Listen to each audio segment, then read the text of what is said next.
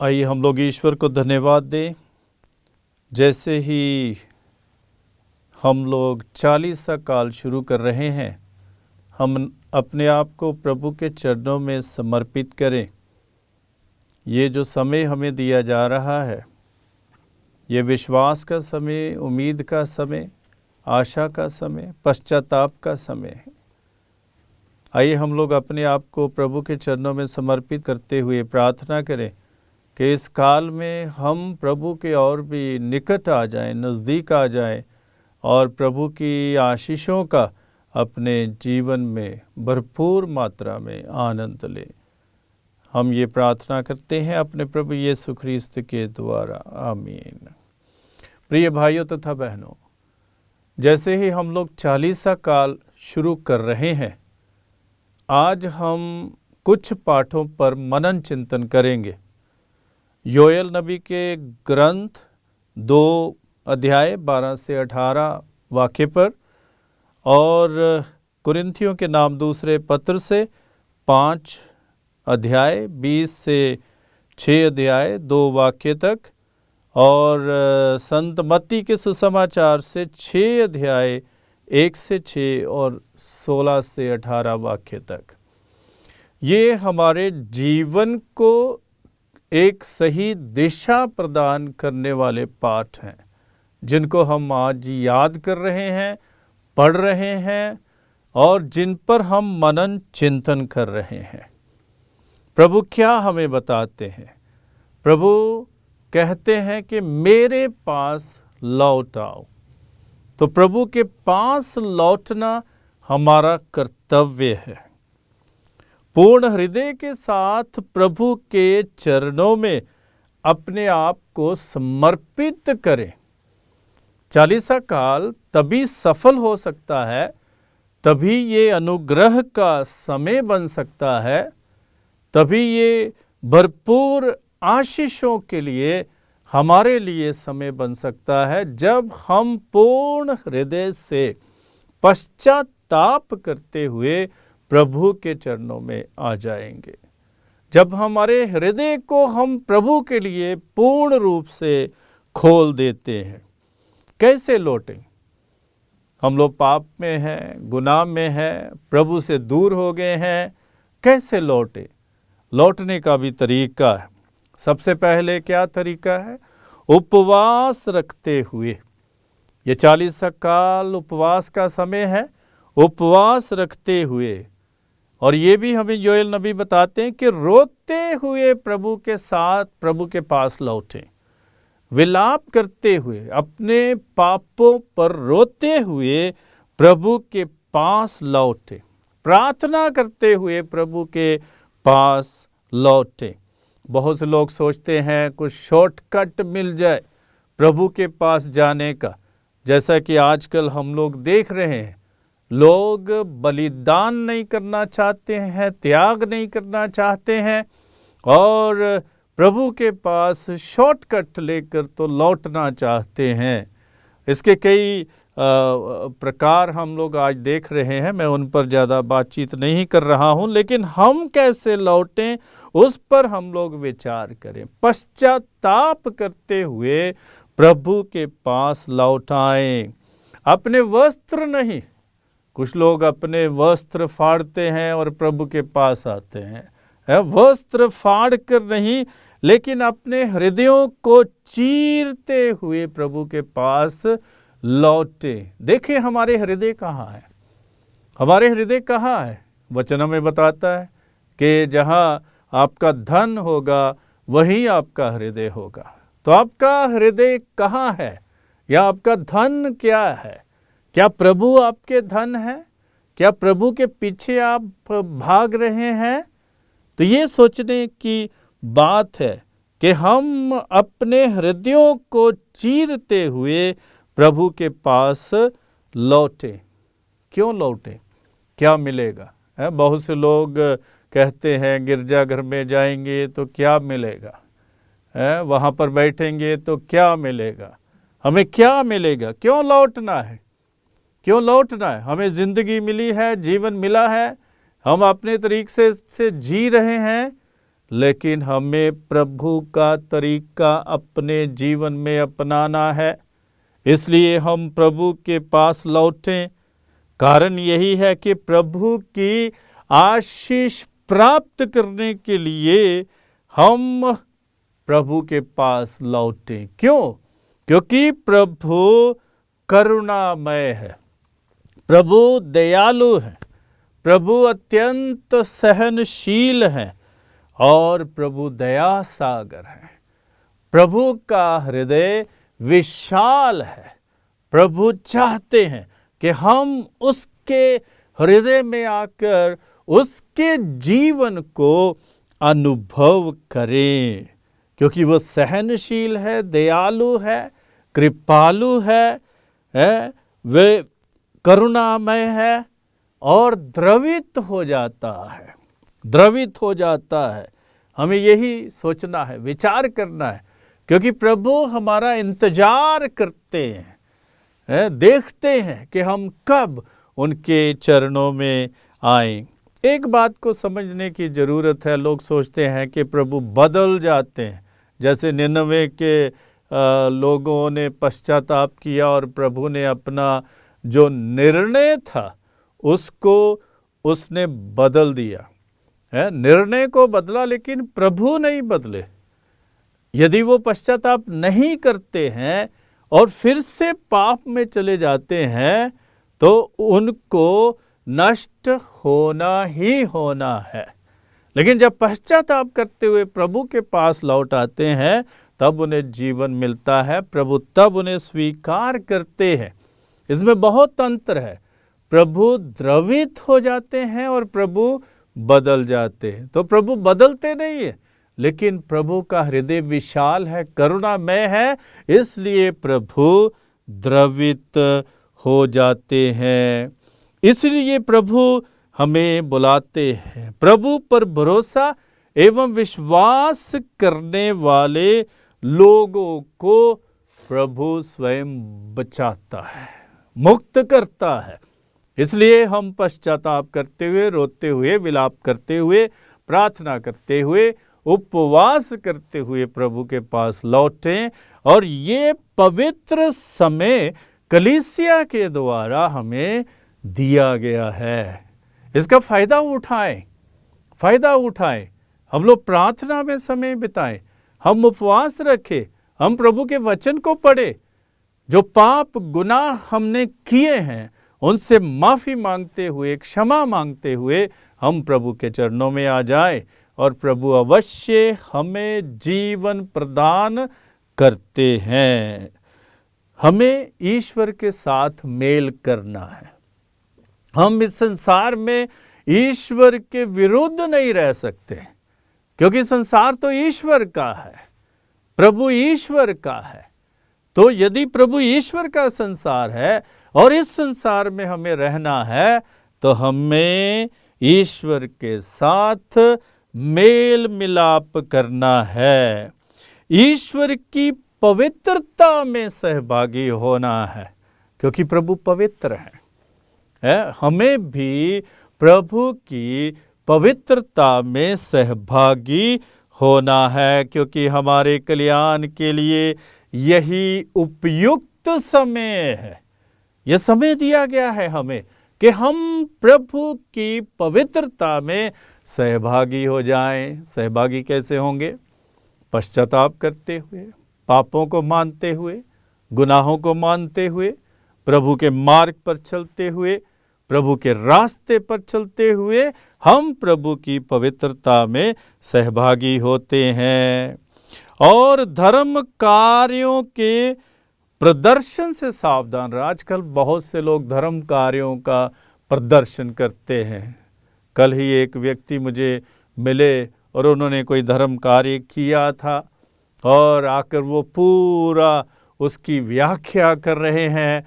मुझे एक आदमी मिल गया और उस आदमी को मैंने गाड़ी में बैठाया, उसको मैंने ये कपड़े दिए, उसको कुछ पैसा भी दिया, उसको खाना भी खिलाया। नहीं, हमें ऐसा नहीं करना है। हम अपने धर्म कार्यों के प्रदर्शन से सावधान रहें। प्रभु इसे पसंद नहीं करते हैं। प्रभु इसे पसंद नहीं करते। हम किसी के लिए कुछ करें लेकिन निस्वार्थ भाव से करें। हाँ, लोग चाहते हैं कि दूसरे भी जाने, हो सकता है कि दूसरों को प्रेरित करने के लिए लोग ऐसा बखान करते हैं। मैं उनके लिए ये न्याय नहीं करता हूँ इस बात में, लेकिन मैं ये कह रहा हूँ कि हमें अपने धर्म कार्यों का प्रदर्शन नहीं करना चाहिए, जैसा कि वचन हमें बताता है। दान देकर ढिढोरा मत पिटवाओ। दान दिया इधर तो सबको बताते हैं कि हमने दान दिया, तो पूरा ढिंढोरा जो है पीटते हैं। मैंने एक दिन देखा कि 7 लोग 2 केले किसी को दे रहे हैं और एक व्यक्ति को 7 लोग 2 केले देकर तो उसकी फोटो खींच रहे हैं। तो ये धर्म कार्यों का प्रदर्शन है। 2 केले कितने के आएंगे, और 7 लोग, शर्म भी नहीं आती कि 2 केले देते हुए लोगों को आप 7 लोग जो है फोटो खींच रहे हैं। तो लोगों की प्रशंसा के लिए दान मत करें कि लोग हमारी प्रशंसा करें, ये कितने अच्छे हैं, कितने भले हैं, लोगों की सेवा करते हैं। प्रशंसा के लिए ना करें, प्रभु की महिमा के लिए अच्छे कार्यों का प्रदर्शन करें। हमारी महिमा के लिए नहीं, लेकिन प्रभु की महिमा के लिए अच्छे कार्यों का प्रदर्शन करें। लोगों की प्रशंसा की आवश्यकता नहीं है।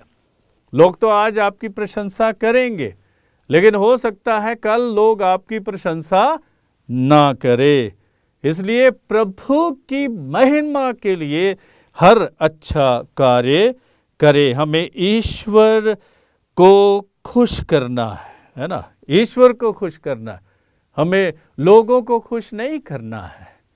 जो भी हम करते हैं ईश्वर की खुशी के लिए करते हैं, मानव को खुश नहीं करना है। मानव तो वैसे भी कभी खुश नहीं होगा। आप कुछ भी करें, कितना भी अच्छा करें, कहीं ना कोई गलती निकाल ही देता है। लेकिन आप ईश्वर के सामने स्वच्छ हैं, पवित्र हैं, इसकी आवश्यकता है। दिखावे के लिए प्रार्थना ना करें। आजकल हम देखते हैं कि प्रार्थना जो है स्टेज प्रोग्राम बन गए हैं। स्टेज प्रोग्राम, आज प्रार्थना नहीं रही, आज प्रदर्शन है। हर एक चीज का प्रदर्शन है, प्रार्थना नहीं है। प्रार्थना करने का तरीका ही अलग है। हाहाकार को प्रार्थना नहीं कहते हैं।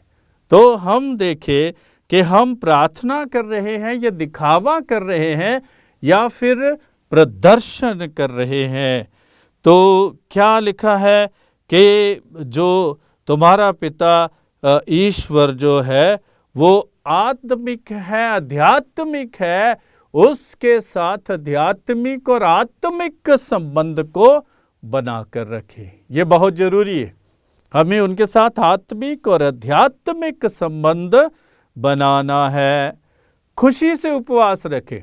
कुछ लोगों को पूछते हैं क्या हो गया, चेहरा बहुत ढीला होता है, उतरा होता है।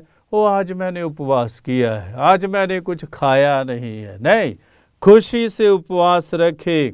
और प्रभु कहते हैं कि जब उपवास रखते अपने सिर पर तेल लगाएं, अच्छे से आप जो है चेहरे ताजे होने चाहिए। भले ही आपने उपवास किया है, आपके चेहरे ताजे होने चाहिए, खुश होने चाहिए। लोगों की सहानुभूति प्राप्त करने के लिए उपवास करने की आवश्यकता नहीं है। अंत में मैं आपको 8 बिंदु जो है वो आपके सामने रखना चाहता हूँ। इन पर विचार करें और मनन चिंतन करें। नंबर 1, प्रभु के चरणों में अपने आप को समर्पित करें।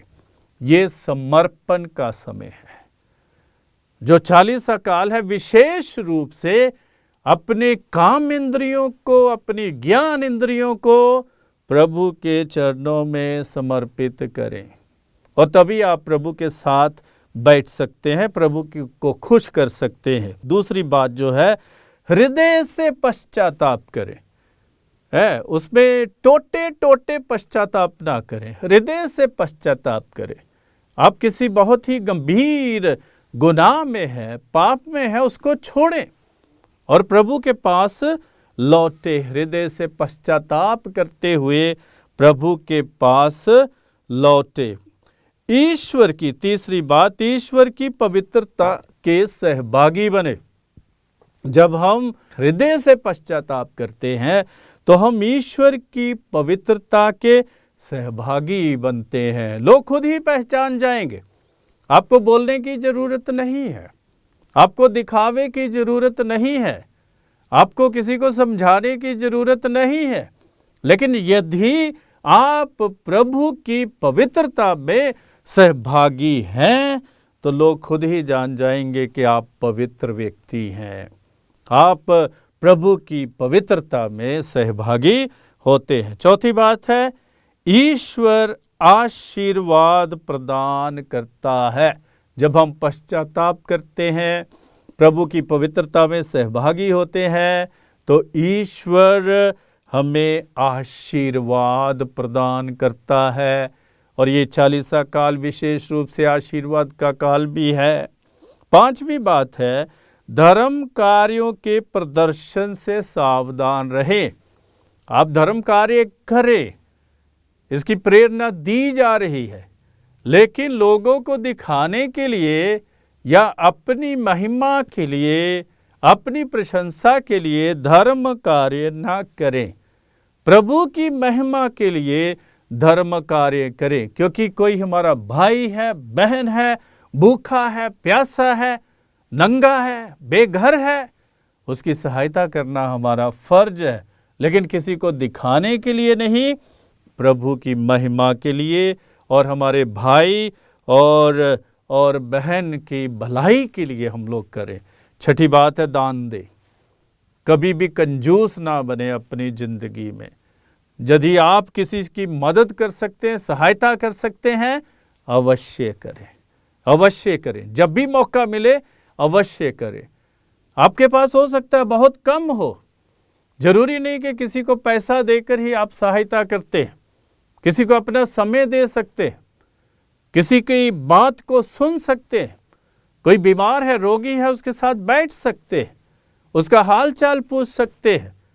कोई गरीब है, निर्धन है, उसकी सेवा कर सकते हैं। तो कई प्रकार है दान देने के। आपके पास ज्ञान है, दूसरों के साथ ज्ञान को बांटे। और वचन है, वचन को बांटे। वचन को ऐसे नहीं बांटना है प्रतियों के रूप में, लेकिन अपने हृदय से, अपने मुख से, अपने पूरे दिमाग से, अपने पूरी शक्ति से, सामर्थ्य से प्रभु के वचन का प्रचार करें। और सातवीं बात है, प्रार्थना के माध्यम से ईश्वर के साथ मेल मिलाप स्थापित करें। प्रार्थना में समय बिताएं। जब भी मौका मिलता है प्रार्थना करें। जैसे संत पौलुस हमें बताते हैं, निरंतर प्रार्थना करते रहें। तभी हम प्रभु की आशीष प्राप्त करेंगे, तभी हम लोग प्रभु की पवित्रता में सहभागी होंगे। इसलिए प्रार्थना करें और ईश्वर के साथ मेल मिलाप करें। और आठवीं बात है, उदासी से नहीं, खुशी से उपवास रखें। खुशी से। ताकत कौन देता है, सामर्थ्य कौन देता है? प्रभु प्रदान करते हैं। शक्ति कौन देता है?